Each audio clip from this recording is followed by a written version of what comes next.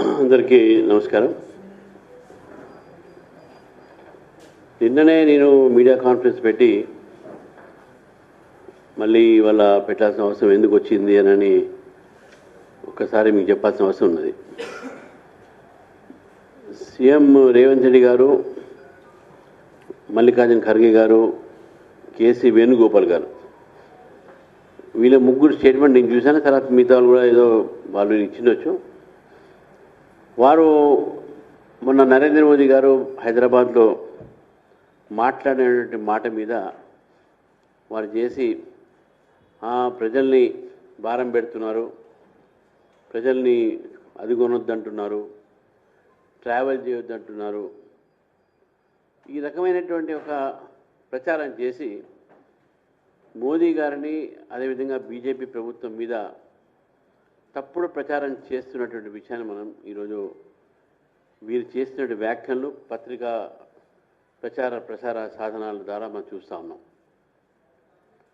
1947లో మనకు స్వాతంత్రం వచ్చిన తర్వాత ఈ స్వాతంత్రము మనకు ఏ విధంగా వచ్చింది, ఎవరో అప్పుడు ఉన్నటువంటి పరిస్థితి ఏ విధంగా ఉండే, ఆ పరిస్థితులు ఈరోజు మనం చూసుకుంటే ఒకసారి భారతదేశంలో అప్పుడు ఉన్నటువంటి ఒక పరిస్థితులు,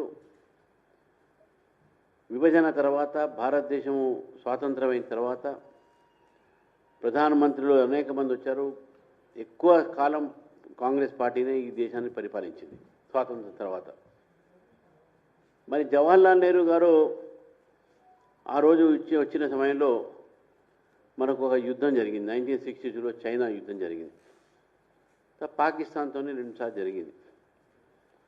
1962లో చైనా సంబంధించిన ఒక యుద్ధం, ఎందుకంటే అప్పుడే మనకు స్వాతంత్రం వచ్చి 15 సంవత్సరాలు అయింది. మనం ఇంకా మిలిటరీగా మనం ఎదగలేదు, సైన్యం కూడా తక్కువ ఉన్నది. అప్పుడు జవహర్లాల్ నెహ్రూ గారు రాష్ట్రీయ స్వయం సేవక్ సంఘ్ని సరిహద్దుల మీద మీ సహకారం కావాలని కోరటం జరిగింది. ఆ రోజు 1962 చైనాతో జరిగినటువంటి ఒక యుద్ధంలో రాష్ట్ర స్వయం సేవకులు సంఘ కార్యకర్తలు ఆ రోజు చైనా వార్లో వారు సైనికులకు సహకారం చేశారు, సహాయం చేశారు, వారి యొక్క దేశభక్తిని చాటారు. ఆ తర్వాత జరిగినటువంటి యొక్క రిపబ్లిక్ డే పెరేడ్లో జవహర్లాల్ నెహ్రూ గారు రాష్ట్ర స్వయం సేవక్ సంఘ్ని ఆ రిపబ్లిక్ డే పెరేడ్లో పార్టిసిపేట్ చేయమని కోరారు. పార్టిసిపేట్ అయింది. This is on history. I'm not telling story. What is on record, what is gone on record, what is recorded in history I'm telling you. రాష్ట్ర స్వయం సేవక్ సంఘ్ 1962 తర్వాత రిపబ్లిక్ డే జరిగింది, first republic day. Jawaharlal Nehru గారు రాష్ట్ర స్వయం సేవక్ సంఘ్ ఆ రోజు 1962లో వార్లో వారు పోషించిన పాత్రని వారు మెచ్చుకొని ఆ రోజు పెరేడ్లో వారు పాల్గొనడం జరిగింది. దేశభక్తి అంటే దేశం కోసము మనం చావడమే కాదు, బ్రతికి దేశాని కోసం కూడా సేవ చేయాలి, అది దేశభక్తి. ఏ సమయంలో అయినా మనం దేశానికి పనికి రావాలంటే, దేశం కోసం పనిచేయాలంటే కొన్నిసార్లు త్యాగాలు చేయాల్సి వస్తుంది. ప్రతి దానికి ప్రాణ త్యాగాలే అవసరం లేదు, కొన్ని మనం వ్యక్తిగతమైన విషయాల్లో కూడా త్యాగాలు చేయాలి అనేటి ఆలోచన మన నరేంద్ర మోదీ గారు చెప్పడం జరిగింది. అందులో ఎవ్వరు కూడా తప్పు పట్టాల్సిన అవసరమే లేదు. మీరు మన భారతదేశ చరిత్ర చూస్తే వీళ్ళందరూ గబ్బోలు పెడతా ఉన్నారు. ఏమని అట్లా అంటాడు ప్రధానమంత్రి గారు, ఆయిల్ కొనొద్దని, తక్కువ చేయమని, పెట్రోల్ తక్కువ వాడమని. ఇదని నేను ఒక్కసారి ప్రధానమంత్రి గారు ఆ రోజు అప్పీల్ చేసినటువంటి విషయాలు మీకు చెప్తాను. Use solar pumps. ఎందుకన్నారు? ఎలక్ట్రిసిటీ ఆల్టర్నేటివ్గా ఉండాలని. Use public transport. ఈరోజు కూడా లండన్లో, ఇంగ్లాండ్లో హైకోర్టు జడ్జెస్ అందరు కూడా, ఎంపీస్ అందరు కూడా, ministers including prime minister, they use tubes అంటే మెట్రో, అండర్గ్రౌండ్ రైల్ని ట్యూబ్స్ అంటారు. అక్కడ ట్యూబ్స్లో వాడతారు, పబ్లిక్ ట్రాన్స్పోర్ట్ వాడతారు.